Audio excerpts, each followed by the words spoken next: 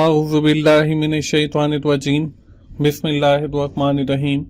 अस्सलाम वालेकुम दोस्तों, मैं हूं मोहसिन रज़ा और आप लोग देख रहे हैं 24/7 टीचर्स ऑनलाइन यूट्यूब चैनल। दोस्तों, क्लास चल रही है हमारी इकोनॉमिक्स की और आज उस सीरीज का हमारा 17वां लेक्चर है। आज की क्लास हमारी कॉस्ट एनालिसिस के हवाले से होगी और इंशाल्लाह हमारी 2 से 3 जो अगली क्लासेस हैं वो इसी तरह कोई प्रॉफिट एनालिसिस, कॉस्ट एनालिसिस, हमारी प्रोडक्शन एनालिसिस और इसी तरह चलती रहेंगी। तो चलिए दोस्तों, आज की क्लास शुरू करते हैं, लेकिन उससे पहले हम एक बार देख लेते हैं कि हमने अपनी पिछली क्लास के अंदर क्या पढ़ा था। दोस्तों, पिछली क्लास के अंदर हमने बात की थी थ्योरीज ऑफ प्रोडक्शन के हवाले से। हमारे पास 2 किस्म की थ्योरीज हैं, एक शॉर्ट टर्म है, एक लॉन्ग टर्म है। जो शॉर्ट टर्म थी वो हम पीछे लॉ ऑफ डायमेंशनिंग रिटर्न के हवाले से पढ़ चुके हैं। हमारी जो पिछली क्लास थी वो लॉन्ग टर्म थ्योरी के हवाले से थी, जिसके अंदर हमने लीनियर कर्व और हमारा concave curve, L shape curve और इसी तरह आइसो कांट की जो ये तीनों टाइप्स हैं इनको देखा और रिटर्न टू फैक्टर और रिटर्न टू स्केल को देखा। आज की क्लास में जैसे मैंने आपको बताया कि हम बात करने वाले हैं कॉस्ट एनालिसिस की, और कॉस्ट एनालिसिस जब हम करते हैं तो इट मींस कि we are including all the cost incurred to produce the product and services, which includes the variable cost, fixed cost and total cost and marginal cost. Along with that, we have also seen about the relationship between these above costs. हम इनका relationships भी देखेंगे। तो चलिए दोस्तों, हम first of all पहले देखते हैं कि हमारे पास जो वेरिएबल कॉस्ट है वो क्या होती है। A variable cost is the cost which is vary with the change of the production level, कि जैसे ही हमारा कोई प्रोडक्शन लेवल चेंज होता है और जो कॉस्ट चेंज हो जाती है, इसको हम वेरिएबल कॉस्ट कहते हैं। इसमें नॉर्मली जो कॉस्ट आती है वो आती है cost of raw material and cost of labour. अब इसको हम ग्राफिकली कैसे रिप्रेजेंट कर सकते हैं, उसके लिए हम सबसे पहले एक टेबल देखेंगे जो कि स्क्रीन के ऊपर नजर आ रहा है आपको। इसमें सीरियल नंबर है 1 2 3 4, आउटपुट लेवल है 100, 200, 300 एंड 400। और जैसे ही हम एक आउटपुट लेवल से दूसरे आउटपुट लेवल पे गए तो हमारी जो कॉस्ट है वो भी चेंज हो गई। तो वो देखें 1000, जब हम 100 लेवल के ऊपर थे तो हमारी जो कॉस्ट थी वो 1000 थी। जब हम 200 लेवल पर गए तो हमारी कॉस्ट जो है वो 2000 हो गई। जब 300 लेवल पे गए तो 3000 हो गई।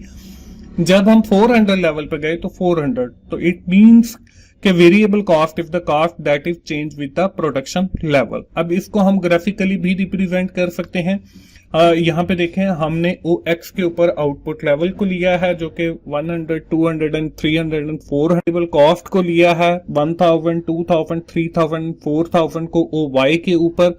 अब देखें, जब हमारा आउटपुट लेवल 100 था, हमारी कॉस्ट जो है वो यहाँ पे 1000 थी। इसी तरह जब हमारा लेवल जो है वो 200 हुआ तो हमारी कॉस्ट जो है वो 2000 हो गई। तो ये पॉइंट बन गया।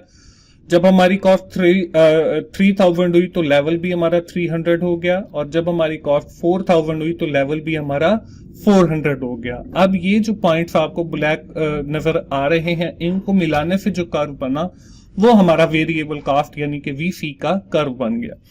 इसके बाद हमारे पास आ जाती है जो दूसरे नंबर पे वो फिक्स्ड कॉस्ट आ जाती है। Fixed cost is the cost which is constant with the change of the production level, कि हमारा प्रोडक्शन लेवल जो मर्जी हो, चाहे तो हम 100 जोड़े जूतों के पैदा कर रहे हो, हम 200 जोड़े जूतों के पैदा कर रहे हो, हम 1000 जोड़े जूतों का पैदा कर रहे हो, तो हमारी जो कॉस्ट है वो चेंज नहीं होगी। इसमें हमारी सैलरी ऑफ प्रोडक्शन मैनेजर और डेप्रिसिएशन के एक्सपेंडिचर वगैरह आ जाते हैं। तो इसको भी टेबल के जरिए रिप्रेजेंट किया गया। यहाँ पे देखें, आउटपुट लेवल जो है वो हमारा वही है 100, 200, 300 and 400।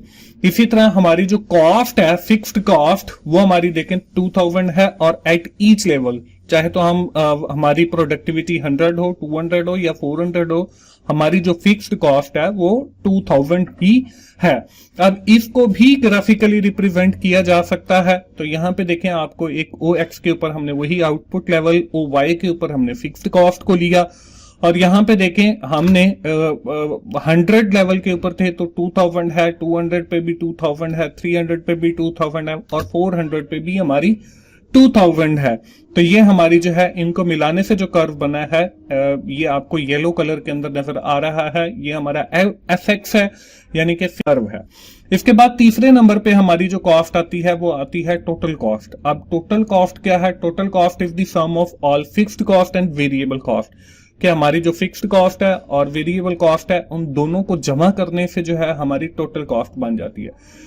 It plot as the vertical summation of the horizontal line total fixed cost curve and the upward sloping total variable cost curve। अब ये हमारी जो है एक जो कर्व है इसका हॉरिजेंटल लाइन होता है और एक हमारा वर्टिकल लाइन पे होता है। जो टोटल फिक्स्ड कॉस्ट है वो हॉरिजेंटल है और हमारा जो टोटल वेरिएबल कॉस्ट का कर्व है वो हमारा अपवर्ड स्लोपिंग है। ये नॉर्मली आपके ऑब्जेक्टिव के अंदर, आपके पेपर्स के अंदर भी आ जाता है, आपके जो एमसीक्यूज आते हैं, क्विज आता है उसमें भी आ जाता है। और मेरी तमाम दोस्तों से गुजारिश है कि आप लोग जो है मेरे लेक्चर्स यूट्यूब के ऊपर ही देखा करें ताकि मुझे भी कोई बेनिफिट हो और इसी तरह मैं आप लोगों के लिए लेक्चर्स रिकॉर्ड करता रहूं।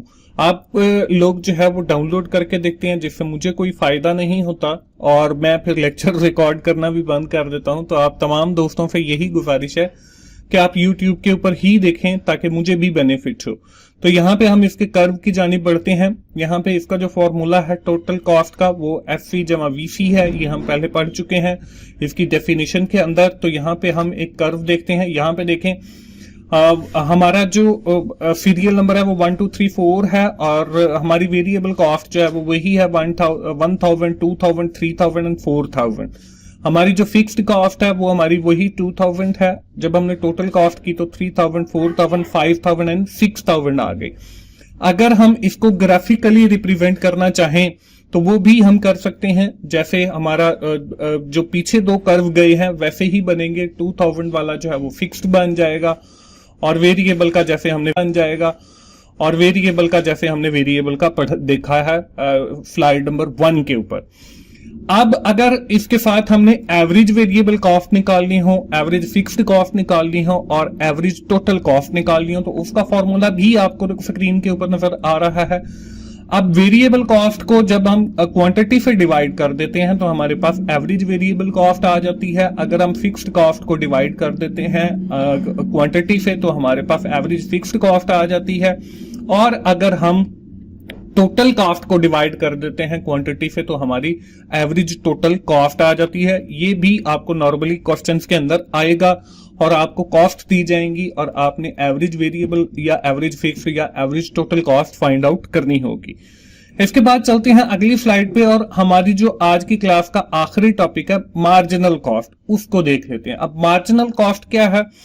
मार्जिनल के वर्ड से ही आप याद रखें क्योंकि यहाँ पे मार्जिनल बेनिफिट की बात की जाएगी, यहाँ पे मार्जिनल रेवेन्यू की बात की जाएगी, मार्जिनल प्रॉफिट की बात की जाएगी, मार्जिनल कॉस्ट की बात की जाएगी, मार्जिनल प्रोडक्टिविटी की बात की जाएगी। तो जहां पे भी मार्जिनल का वर्ड आएगा इट मींस कि एडिशनल यूनिट, कि जब कॉस्ट की बात की जाएगी तो एडिशनल कॉस्ट, जब प्रॉफिट की बात की जाएगी तो एडिशनल प्रॉफिट, जो हमने एडिशनल यूनिट प्रोड्यूस किया।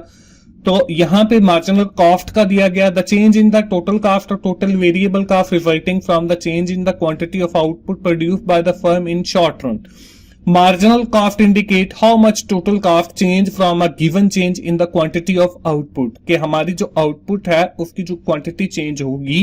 इट मीन्स के we are producing 100 pair of shoes, हम 100 जोड़े जूतों के बना रहे थे। Now moving toward the 101 pair of shoes, अब हम 101 जो पेयर शूज के बना रहे हैं। इट मीन हमारा जो एक एडिशनल यूनिट प्रोड्यूस हुआ है उसकी जो कॉस्ट होगी वो हमारी marginal cost होगी। Because change in the total cost are matched by the change in the total variable cost in short run, remember total fixed cost is fixed। इसमें हमारी जो वेरिएबल कॉस्ट है वो चेंज होगी लेकिन हमारी जो फिक्स्ड कॉस्ट है वो वही रहेगी।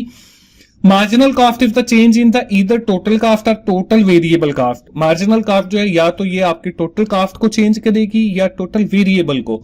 Marginal cost, usually abbreviated MC, is founded by dividing the change in the total cost or total variable cost by the change in output। तो ये हमारी marginal cost हो गई।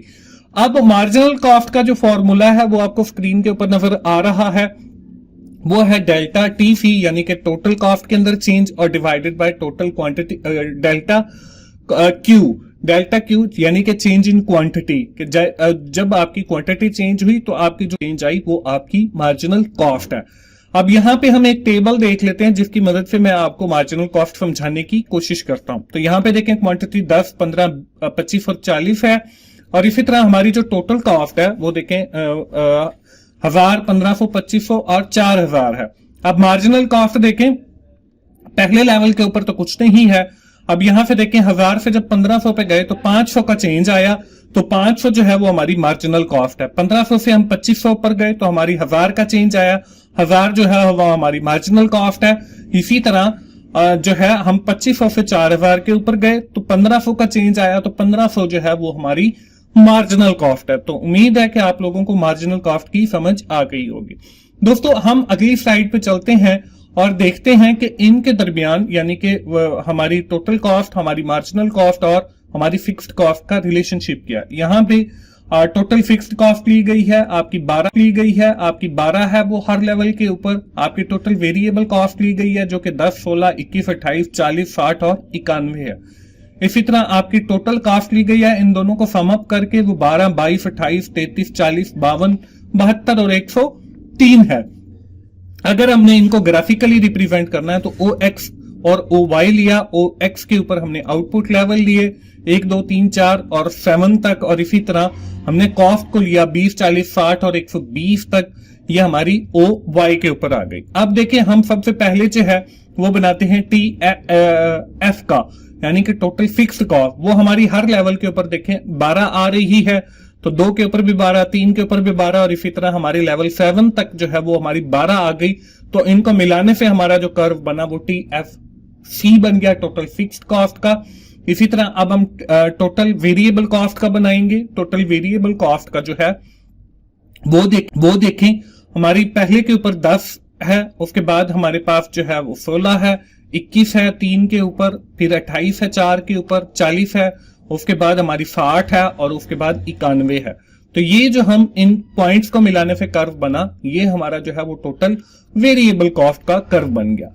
इसी तरह अब हम टोटल कॉस्ट का कर्व बनाएंगे। तो टोटल कॉस्ट का कर्व बनाने के लिए देखें पहले पॉइंट के ऊपर आपकी 12 है, उसके बाद हमारी 22 है, 22 के बाद जो है वो हमारी 28 है, 28 के बाद 33 है, 33 के बाद हमारी 40, 40 के बाद 52, 52 के बाद 72 और 72 के बाद जो है वो हमारी 103 है। अब इन पॉइंट्स को मिलाने से हमारा जो कर्व बना है ये हमारा टोटल कॉस्ट का कर्व बन गया, यानी कि ये देखें दोनों बिल्कुल पैरेलल तकरीबन चल रहे हैं, टोटल वेरिएबल कॉस्ट और टोटल कॉस्ट का।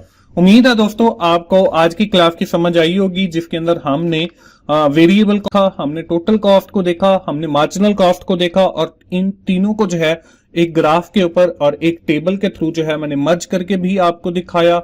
उम्मीद है आज की क्लास की आपको समझ आ गई ही होगी। दोस्तों आखिर में मैं यही कहूंगा कि अगर आपको मेरी वीडियो अच्छी लग रही है तो आप उन्हें लाइक कीजिए, अपने दोस्तों के साथ शेयर करें और कमेंट करके फीडबैक भी दिया करें, और मेरा चैनल 24/7 टीचर्स ऑनलाइन सब्सक्राइब कीजिए ताकि मेरी हर वीडियो आप लोगों तक पहुंच सके और आप उससे सीख सकें। दोस्तों मिलते हैं अगली क्लास में, उस वक्त तक के लिए अल्लाह हाफिज।